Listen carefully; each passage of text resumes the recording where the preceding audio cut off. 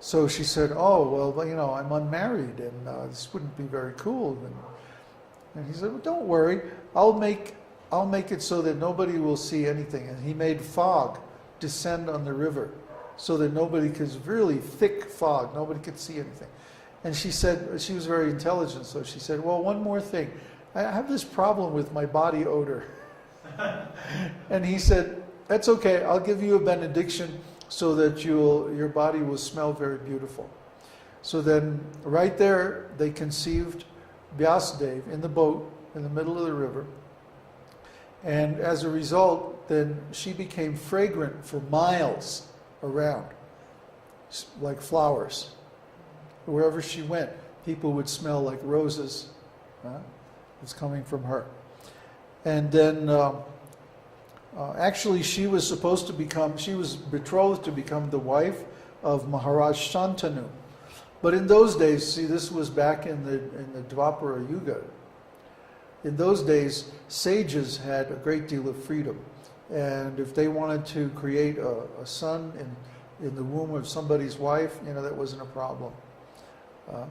That was the Vedic age. Because they knew, they could see, God wants to come this way. He wants to come through this woman's womb. And so, of course, God doesn't take birth in the ordinary way anyway. He appears in the mind of the father and then is transferred to the heart of the mother. This is described in Krishna book. So when Vyasadeva appeared, it wasn't by an ordinary process of seminal injection. It was by a spiritual process. And that's how the incarnation of God appears. Begotten. What's that? Begotten. Begotten, not made. Exactly. So Parāṣara also wrote a very wonderful book called Śāstra. Śāstra means, of course, the book of religion. It also means religion is a weapon. Dharma's astra. Astra means weapon. And in this, he wrote, here's a quote from Srila Prabhupada's translation. We, you, I, and various other living entities are all transcendental, although now we're in material bodies. Now, according to our different karma, we are fallen into the ways of the three modes of material nature.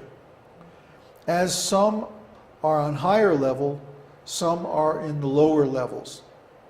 The higher and lower natures exist due to ignorance and are manifested in an infinite number of living entities. But the infallible Supersoul remains uncontaminated by the three modes of material nature because he is transcendental to all material qualities. This is a quote from the purport of Bhagavad Gita 13:5. So we can understand that Parāṣara is not an ordinary human being. He was an empowered sage. He was a self-realized Vedic spiritual master. So everything he did was extraordinary. His speaking to Maitreya about astrology was extraordinary, as you'll see when we get into Bṛhat, Parāṣara, Horā, Śāstra. His knowledge is just encyclopedic. It seems unlimited. Just goes on and on and on. And he'll make one little statement that requires like an hour of calculation to figure out what he's talking about. So he's extremely intelligent and perceptive. Another thing that Parāṣara did was that he cursed Duryodhana to lose the battle of Kurukshetra.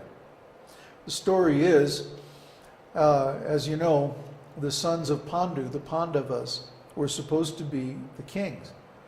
But the sons of Dhritarashtra, headed by Duryodhana, took over the kingdom illegally and immorally from the Pandavas, and they persecuted the Pandavas and subjected them to so many difficulties. Well, one day Parāṣara was visiting Dhritarashtra, and he said, Dhritarashtra, you really should restrain your son from harassing the Pandavas. it would lead to good fortune for you and for the whole kingdom.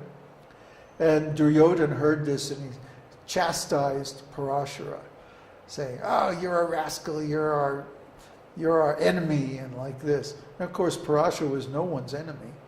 He was a great sage. So Parāṣara cursed him.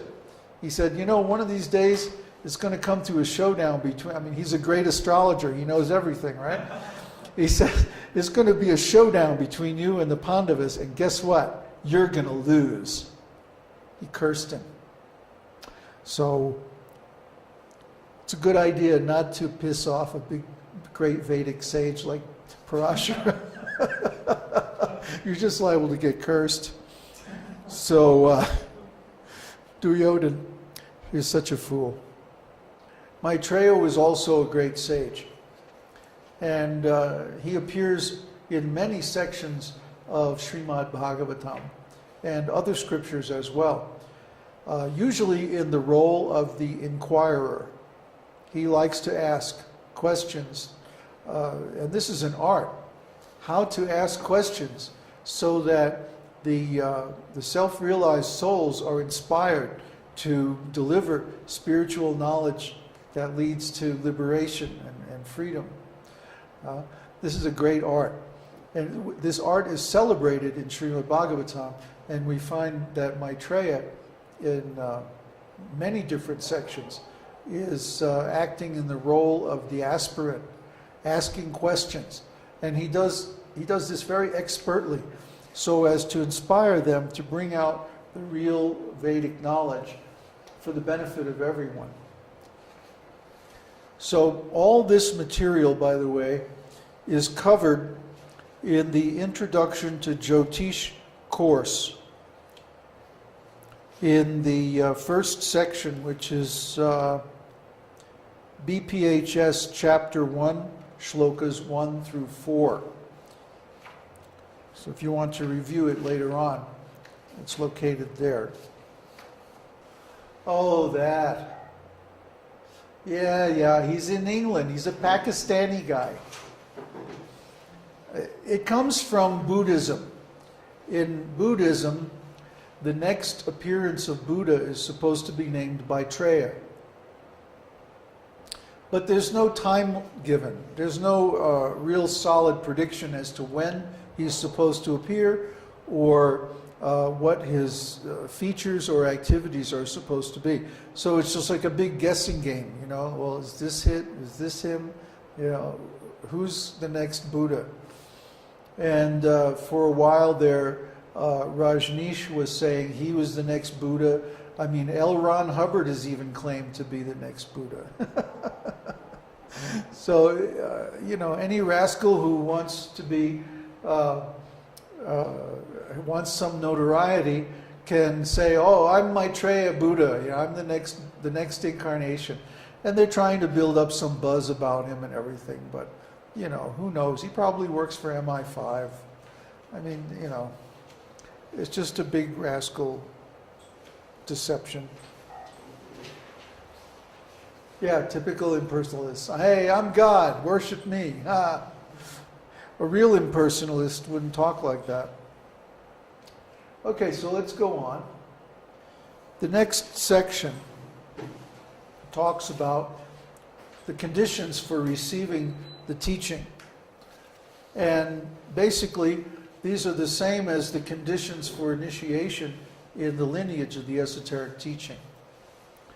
For example, let me read these shlokas because they're very pregnant with meaning. Maharshi Parāṣara answered, "O Brahmana, your query has an auspicious purpose in it for the welfare of the universe. Praying to Lord Brahma and Sri Saraswati, his power and consort, and Surya, the leader of the grahas and the cause of creation, I shall proceed to narrate to you the science of Jyotish as heard through Lord Brahma. Only good will follow the teaching of this Vedic science to the students who are peacefully disposed, who honor the preceptors and elders, who speak only truth and are God-fearing. Woeful forever, doubtlessly, will it be to impart knowledge of this science to an unwilling student, to a heterodox, and to a crafty person. So Parāṣara is making it very clear here that the Brahminical principles have to be observed in the study and practice of Jyotish. This is not something to play around with. This is not for kids. This is real power, and it has to be respected. As I described earlier, the people who have tried to make Jyotish into a business are suffering.